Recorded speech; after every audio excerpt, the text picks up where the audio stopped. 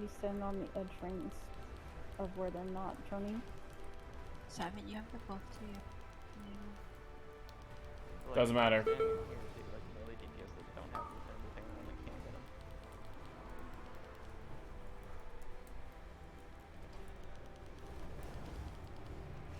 Doesn't matter. Rune's not getting done.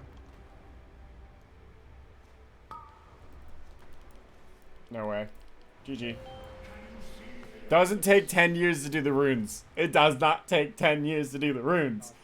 That middle rune was not moving at all. Oh my god.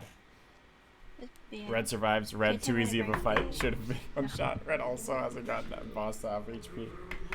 Yeah, but the boss's mechanics aren't hard. That's the problem. The boss's mechanics aren't hard. This is just a survival check. You just have to know how to do it. If you can't get the triangle into the triangle slot, you lose. It's that simple. Like, once everyone knows how to move the triangle to the left and put it into the slot, the boss goes down. It's just a practice fight. It's not even like a progression fight. You compare this to a boss like Artificer Zymox in Castle Nathria. I couldn't remember the name of that raid. That's a way better designed fight. That is 3 separate phases. Again, everyone has to know what's going on, but it's not just easy mechanics that are blah, blah, blah, blah, blah. Dodge, dodge, take that out. They're interwoven mechanics that have to integrate with each other, with the teleporter having to be placed here, and then you have to move because of this mechanic, which also affects this from happening. There's a lot more intricacy. That was the best designed fight in the entire raid. In that last patch. Xanathrius is pretty good, but I'm not counting last bosses on raid fights anymore because that's obviously where they spend all of their time. It's a matter of the other fights that have to be equally as good because people will see those fights more. I said it earlier in the stream, but only 3% of all World of Warcraft players will see end game raid bosses. Like, and that's with LFR. So they spend way too much time on something that no one's gonna see. Relatively small population of people who play the game are going to see, rather than, you know, the first 5 bosses of a raid being the best bosses of the raid, because that's where 90% of the people are going to see. Most people don't get past the first 5 or 6 bosses in content because they get done with the content in their mind where they're like, this is boring, I don't want to do this anymore. The heroic progression raids and the mythic progression raids, those guilds, they're gonna see the content even if the fucking raids are garbage. Old Deer will vouch for that, you know? Like, you've got the worst raid they've ever made, and it's still getting completed by hundreds and 200s and 300s of worth of guilds, so... They just need to spend more time on the intricacies of mechanics and fights and make them matter. Why do you have this ginormous black wave of dodge this if it doesn't one-shot? That makes me not want to ever have to dodge it. Just stack healers and not even worry about the mechanic, which is the other part of this raid fight. The tank part. Yeah, they designed it to where it's supposed to come, and if you don't kill the ad, then it's a problem. But really, it should become more of a problem if we don't kill the ad instead of just doing a huge dot that ticks, because we could just stack cooldowns and survive that. It should be something that's irreversible, like a mind control effect. And it shouldn't target the tank, it should target someone random so the tank can get right back in and start taunt swapping again. Like, that should be a separate mechanic from the taunt swap, which is how I would design it.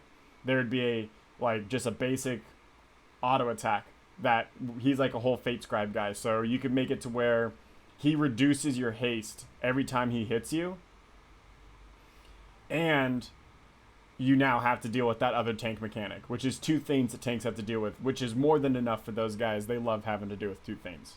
So you already have the taunt swap of don't get this haste stacking debuff too high, and you have to handle that. The moment that you take that out of the group, it explodes, and an ad spawns that targets a random player of the raid, so the tank can go back and deal with the taunt swap. That random player in the raid now has to kite, while everyone else has to switch to it, otherwise that person gets mind controlled. It still is the acceptance of, oh yeah, you can just let them get mind controlled, nuke them, and B-res them, which is what we do on Kel'Thuzad on some of those heroic progression fights. But that would be a little bit more interesting of a mechanic. Also, I would make the art animation of the the lines, this lash, all the way across the room instead of the halfway point and then leave it up to guesswork.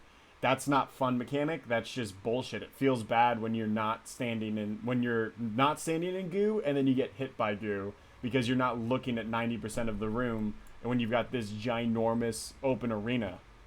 So I would make that to where it's a line all the way across. The lines all the way across the room look interesting and they're like, oh shit, I probably should dodge that. Makes it easier to dodge, therefore you can make it more punishing if you don't dodge it. There's more than enough time for people to move out of it, so if the line was big enough, you can make it punishing and actually one-shot or do enough damage to be critically dangerous.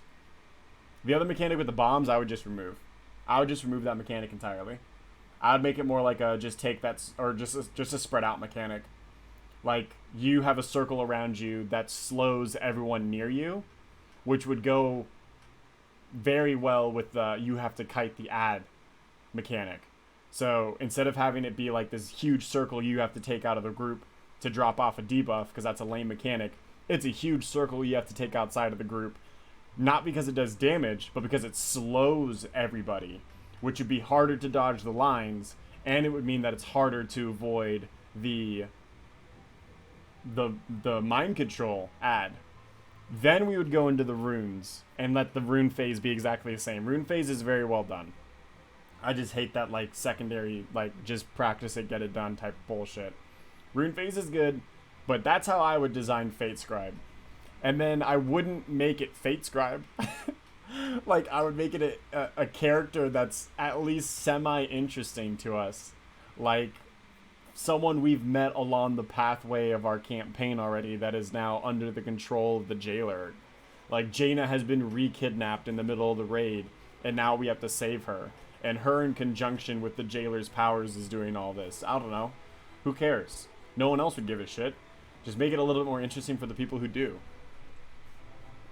Anyways, I think that'd be a better fight. That's all I'm saying.